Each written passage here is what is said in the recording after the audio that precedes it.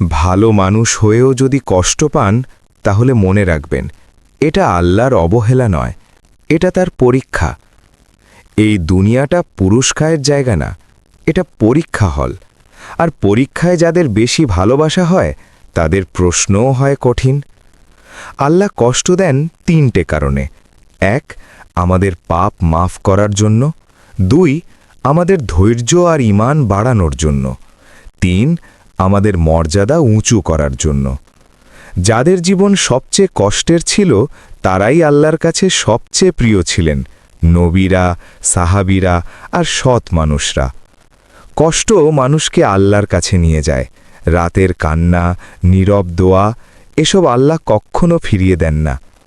আপনি যদি আজ কষ্টে থাকেন তাহলে আপনি হারেননি, হয়তো আল্লাহ আপনাকে গড়ে তুলছেন। ধৈর্য ধরুন, কারণ আল্লাহ ভালো মানুষকে কষ্ট দেন ঠিকই, কিন্তু কখনো একা ছেড়ে দেন না।